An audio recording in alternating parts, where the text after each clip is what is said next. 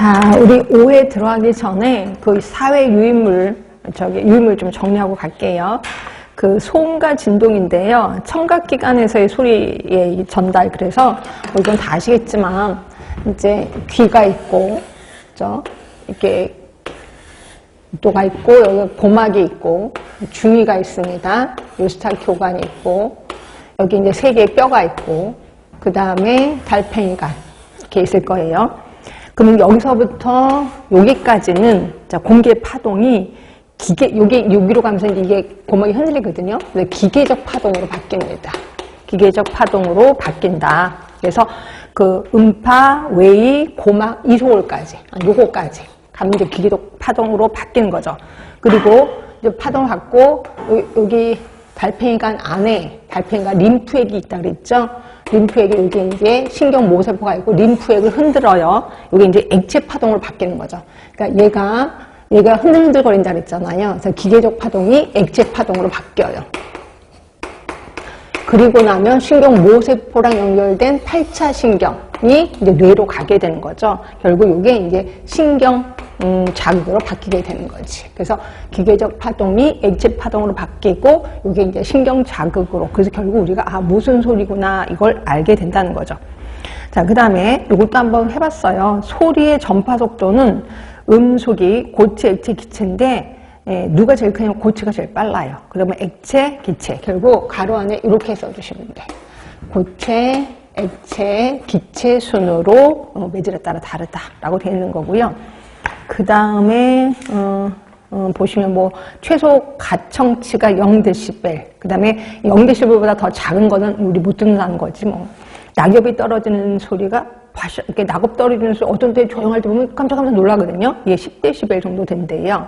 그리고 1m 거리에서의 대화. 제가 맨날 이렇게 이론할 때도 이렇게 앞에 있는 분한테 마이크 꺼놓고 식사하셨어요? 이 소리. 이게 이제 60dB이다라고 표현했었을 겁니다. 그 다음에 진공청소기를 돌려 되게 시끄럽죠. 80밖에 안 되네. 80. 그 다음에 C5 디편상 기억하시죠? 몇천 헬츠, 4000 헬츠. 4000 헬츠를 중심으로 청력이 손실되는 현상을 이걸 C5 디편상이라고 표현하는 거고요. 그 다음에 이제 노인성 난청 같은 게 소음성 난청하고 좀 헷갈리긴 하는데 노인성 난청은 주로 고주파야. 그러니까 4000Hz 뿐이 아니라 8000Hz 소리도 못 듣는 게 노인성 난청이고, 근데 소음성 난청이 초기에는 4000이 안 들리지만 8000은 들을 수 있어요. 이게 초기에는 그렇습니다. 근데 나중에 한참 가면 나중에 이제 그 위에 것도 다 못 듣긴 하는데, 근데 노인성 난청은 처음부터 4000 이상을 다 못 듣게 된다. 이렇게 보시면 돼요. 그래서 거기 써 있을 거예요. 동그라미 3번에 보시면 노인성 난청이라 하는데 청력 손실이 주로 고주파 영역에서 일어난다.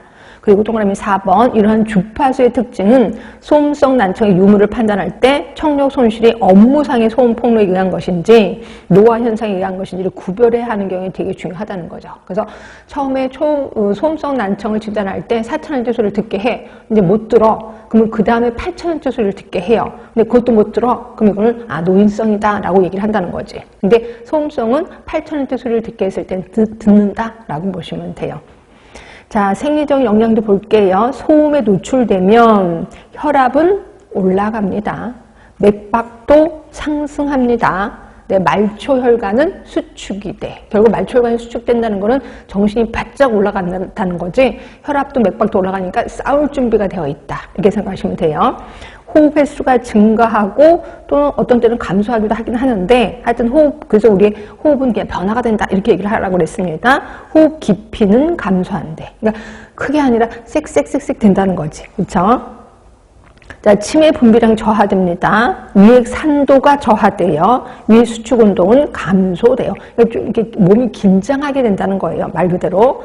자, 그 다음에 혈액은 혈당 수준이 상승하고 백혈구수와 혈중의 아드레날린이 증가한다라고 보시면 돼요. 그래서 생리적인 영향에 대해서 좀 기억을 해두시는 게 좋을 것 같아요. 언제 나올지 모르니까. 자, 그 다음에 사회학습이론 기억하시죠? 사회학습이론은 세 개가 상호작용한다. 환경이 주어졌을 때 바로 어떤 행위를 하는 게 아니라 사람이 인지, 생각에 따라서 할 건지 말 건지가 결정된다. 그래서 결국 가로 안에 개인, 그러니까 인지가 개인이에요. 개인. 환경, 행위, 행동 이 세 개를 써주시면 돼. 이 셋이 끊임없이 동적인 상황